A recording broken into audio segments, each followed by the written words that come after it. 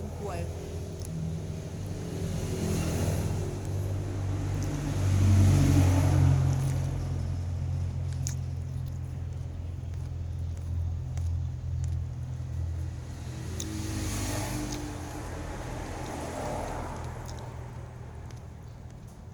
กินแบบนี้ใครเนี่ย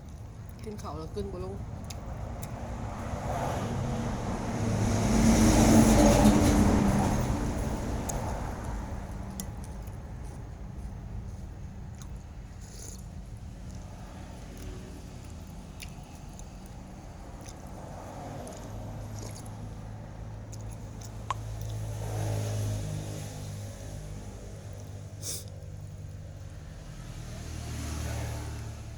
เป็นวินเลย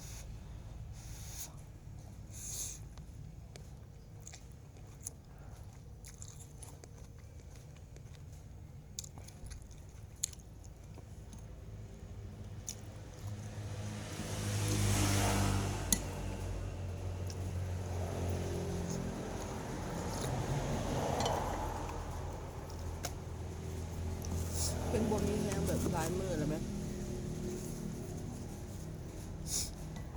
เป็นแบบไข่เป็นไข่ลายมือแล้ว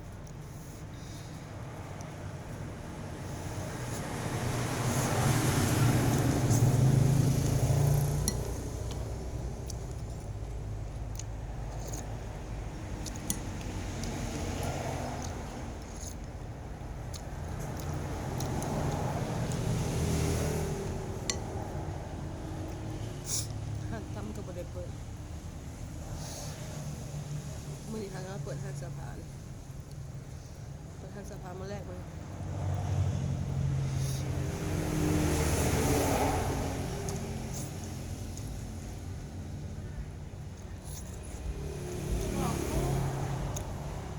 เปิดทาลูกค้าเรียกทาหน่อไปกาม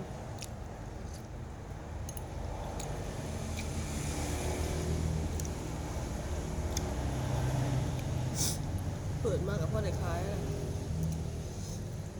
เปิดมากก็ได้มันเลย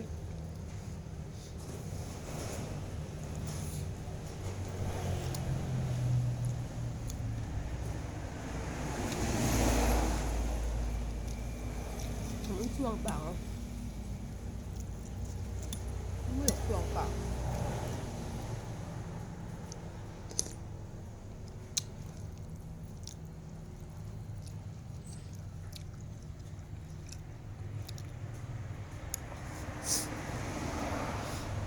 ลึกหอมป้อม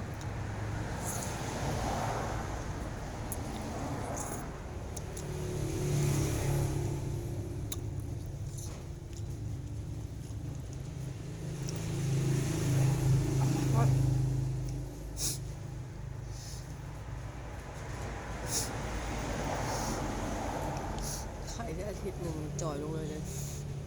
มาอย่างลงนะ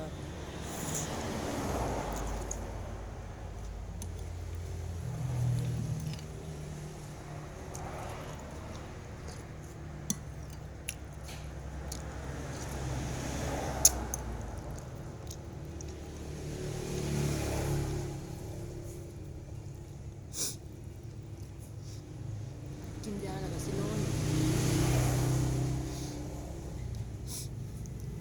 ลูกค้ามากกับปุ๊กเอา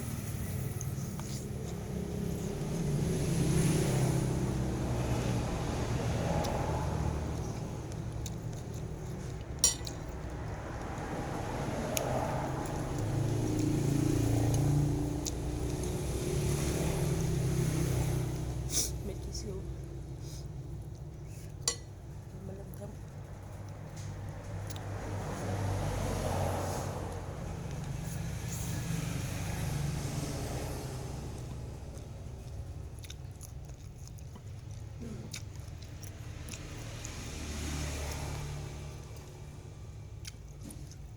นี่มันส่วง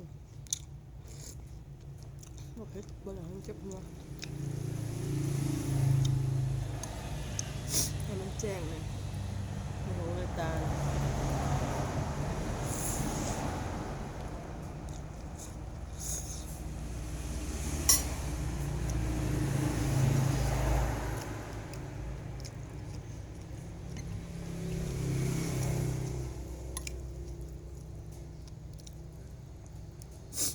เป็นวินวินเป็นกินซีดหลายบ่เนาะ